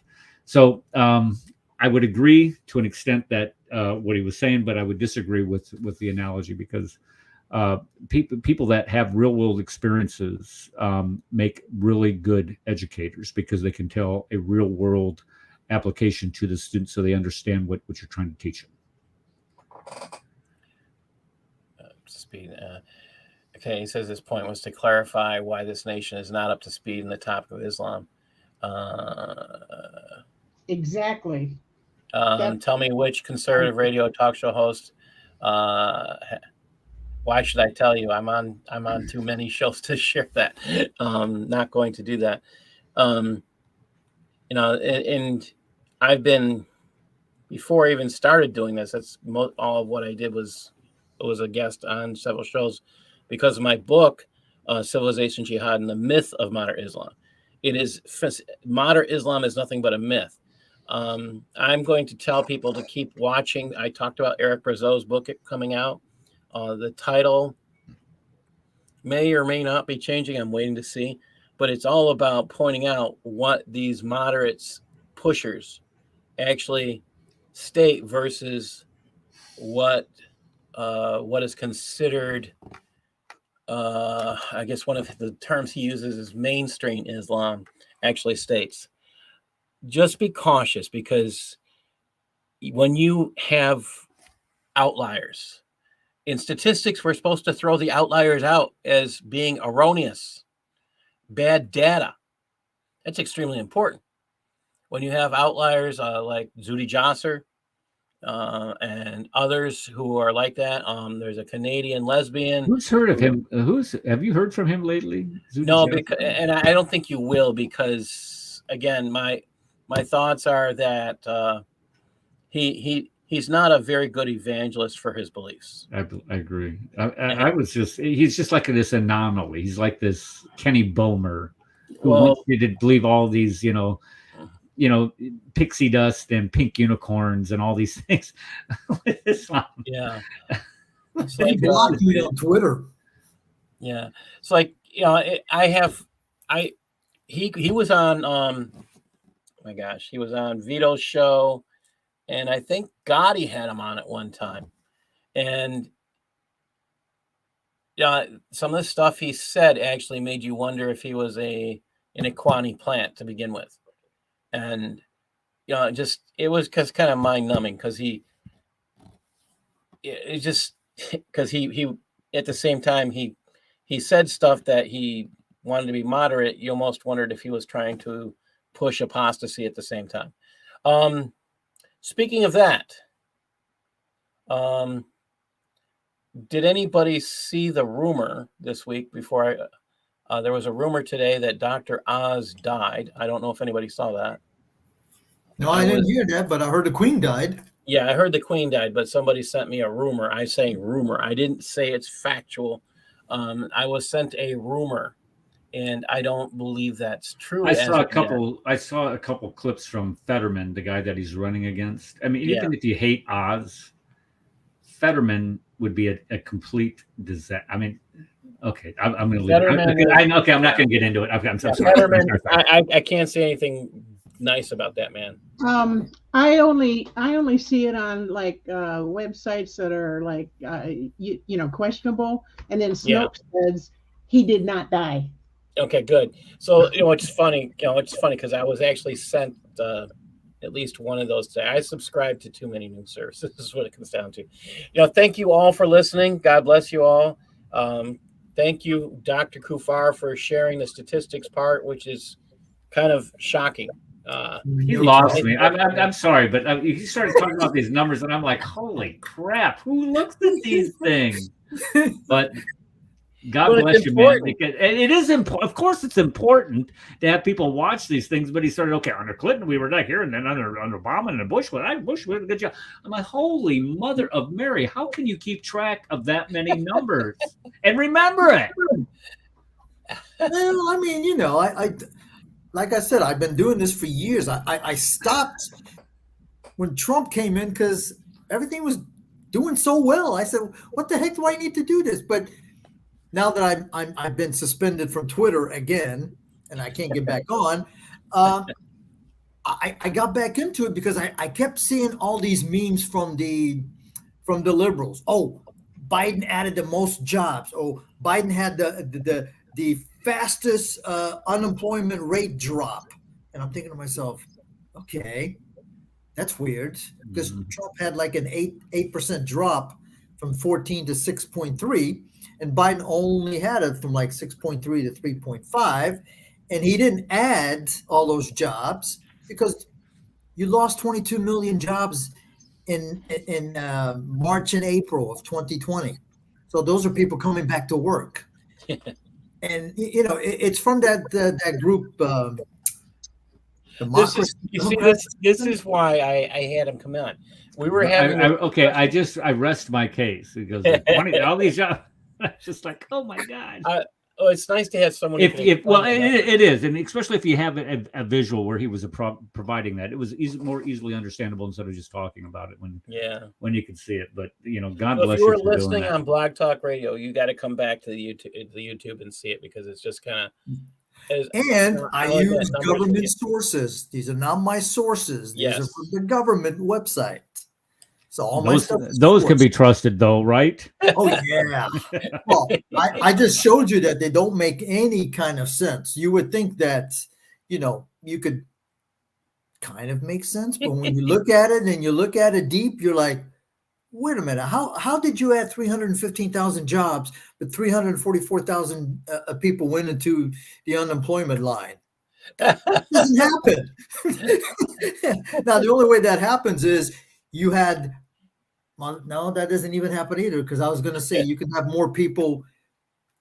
No, this one I got to tell you, out of all the years that I've been doing this, and I go back to like probably 2012. I've never seen a month so screwed up as between July and August. It just makes absolutely no sense. So I'm waiting for the next one, but that'll be next month. It's called the midterms. That's why it doesn't make any sense. Look in the books for the midterm. Yeah. That's all it is. Now, one thing. Now, do you guys think that the Queen, she died from the, maybe she was boosted one too many? Actually, I saw an article. I'm sorry. Okay, I know you want to get out here, Paul. Go ahead. I did see something where the Queen received the 40th prime minister or the whatever record number of prime ministers because England got a new prime minister this week. Am I right on that? Lady. Yes. Some lady that compares herself to Thatcher or something like that. And then she dies. So I'm not a conspiracy theorist, but Yeah, but There you remember, go. conspiracy theories is just a label from the CIA so that we don't say anything. right. Okay. Okay, I guys. left my tinfoil hat over here on Yeah, this there you other go. shelf, so I don't have it on, so I can't comment. All right. God bless everybody. Thank you God for bless you. listening.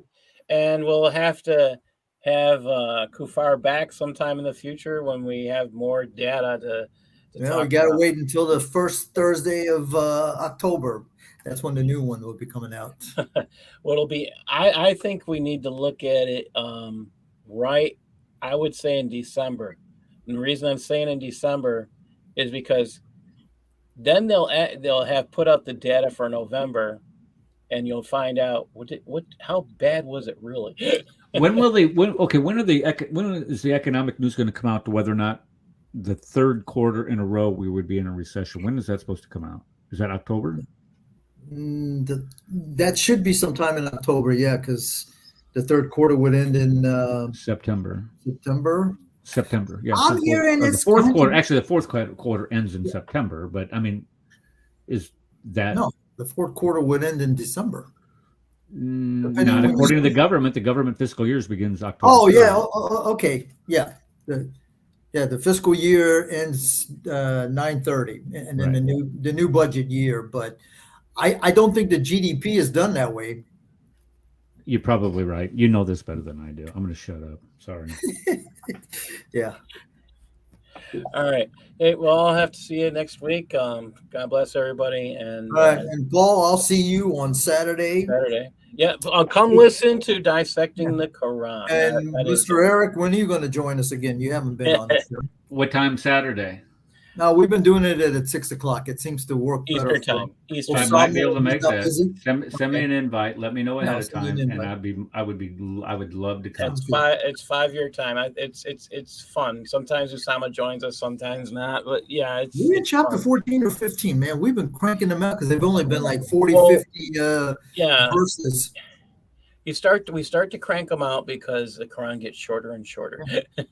But it what doesn't- we've but it's learned, still dumb. It's still dumb. I think one of the most powerful lessons we learned in reading this is that the Quran is really not in order due to length.